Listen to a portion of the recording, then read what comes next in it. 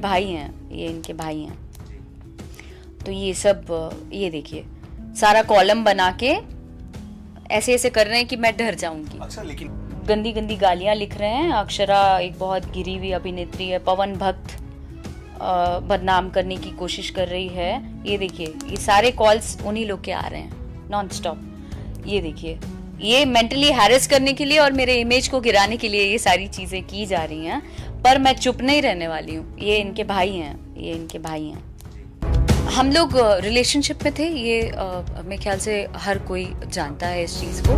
कोई लड़की उनके जीवन में आई है तो अब मुझे उनसे अलग हो जाना चाहिए। को मेरे व्यूज़ ज़्यादा होते हैं या मैं शोज़ में नाम कर रही हूँ, उससे प्रॉब्लम हो रहा है।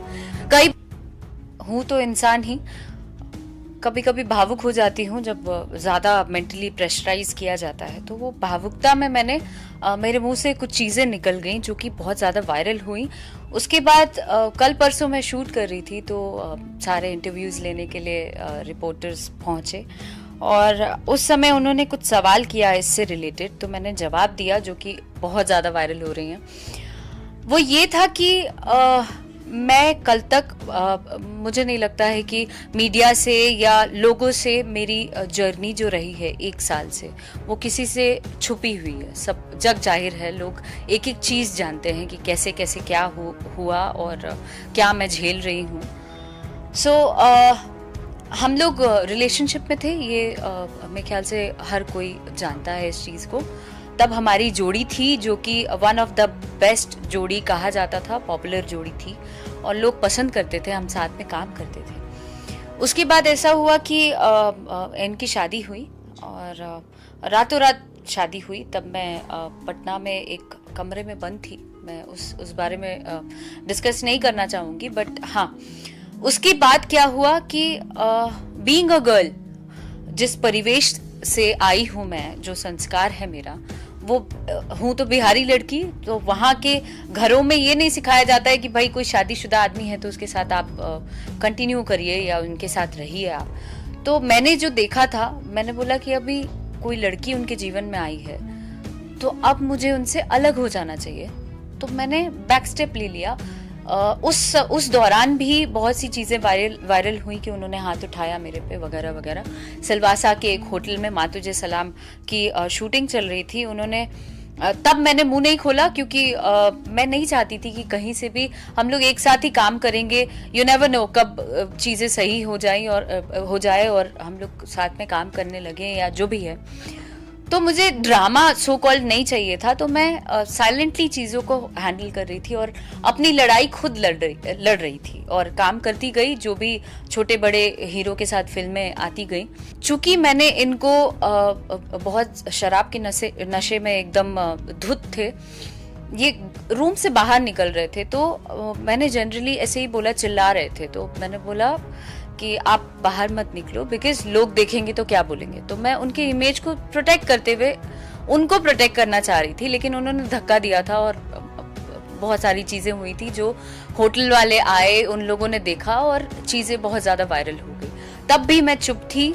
उसके बाद मैं चुपचाप अपना काम करने लगी। फिर मैं गाने गाने लगी, गाने हिट होने लगे।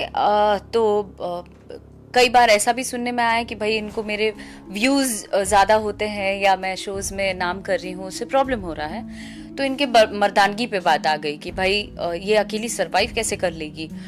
कहा तो यही जा सकता है इनकी इन हरकतों के कारण। उसके बाद क्या किया इन्होंने, तब तक मैं चुप रही, मैंने कभी कुछ नहीं बोला, कुछ रिएक्ट नहीं किया। अब चीज़ें मेरे सर के ऊपर से जा रही हैं। अब मेंटली मुझे हैरेस किया जा रहा है, मेरे काम पे रोक लगाया जा रहा है। अब म्यूजिक कंपनीज में कॉल कर के रोक लगा रहे हैं कि उसका गाना नहीं लेना है, ये वो। तो चीजें यहाँ छुपती नहीं है, कभी ना कभी तो पता चलेगा ना। मैं भी आर्टिस्ट हूँ, लोग भी जान रहे हैं कि भाई इस कंपनी से इसके गाने क्यों नहीं आए, जबकि हमेशा आते हैं। तो इसलिए मैं ओपन अप हुई कि भाई लोग अभी भी पीछे पड़े हैं, मुझे काम नहीं करने देना चाह रहे हैं।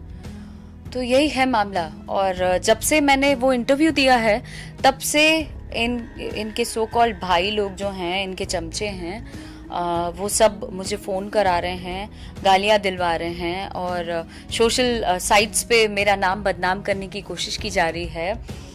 तो इनको ऐसा लग रहा है कि मैं डर के सुसाइड कर लूँगी या मैं भाग जाऊँगी, तो मैं ऐसा बिल्कुल नहीं करूँगी। बिकॉज आज लाखों लोग, लाखों लड़कियाँ मुझे इंस्पिरेशन के रूप में लेती हैं और वैसे में अगर मैं कायरता दिखाऊंगी, मैं पीछे भागती हूँ, पीछे हटती हूँ, तो लोग जो अपकमिंग जितने एक्टर्स हैं या एक्ट्रेसेस हैं वो लोग भी डरेंगे। इवन इन लोगों की ऐसी हरकतों के कारण कितने नए नए स्टार्स को झेलना पड़ता है, चाहे वो लड़का हो चाहे लड़की हो। नए नए सिंगर्स झेलते हैं ये लोग, छोटे छोटे सिंगरों को भी रोक लगाते हैं जिनकी बातें सामने नहीं आ पाती हैं, बिकॉज वो सोशल साइट्स पे मेरे नाम से गंदी गंदी गालियां लिख रहे हैं। अक्षरा एक बहुत गिरी हुई अभिनेत्री है, पवन भक्त बदनाम करने की कोशिश कर रही है। ये देखिए, ये सारे कॉल्स उन्हीं लोग के आ रहे हैं नॉन स्टॉप। ये देखिए, ये मेंटली हैरेस करने के लिए और मेरे इमेज को गिराने के लिए ये सारी चीजें की जा रही हैं, पर मैं चुप नहीं रहने वाली हूँ। ये इनके भाई हैं, ये इनके भाई हैं।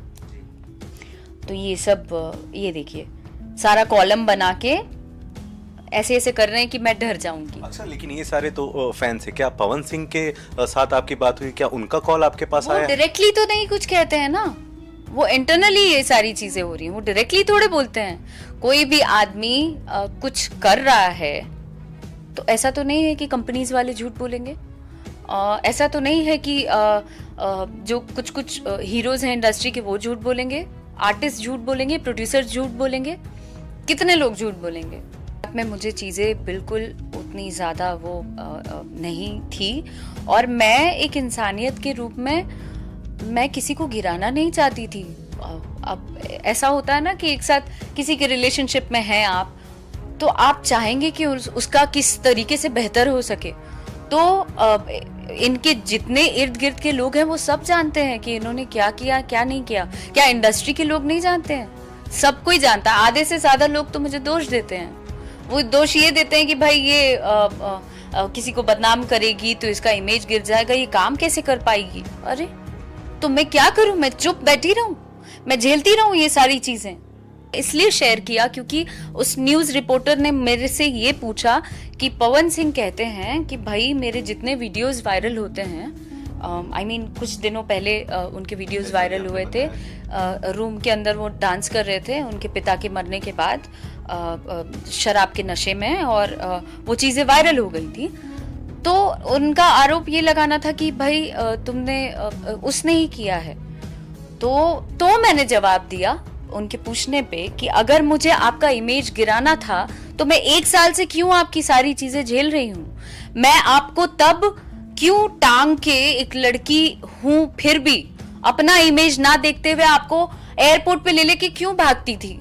चाहे ये शोज करें या कुछ भी करें, उस वक्त मैं, इनको लोग जानते हैं, पब्लिकली ये सारी चीजें होती थी कि मैं उनको उठा रही हूँ नशे की हालत में, एक तरफ से उनका बैग पकड़ रही हूँ और दूसरी तरफ से सिक्योरिटीज माफी मांग रही हूँ कि प्लीज इनको अंदर जाने दीजिए।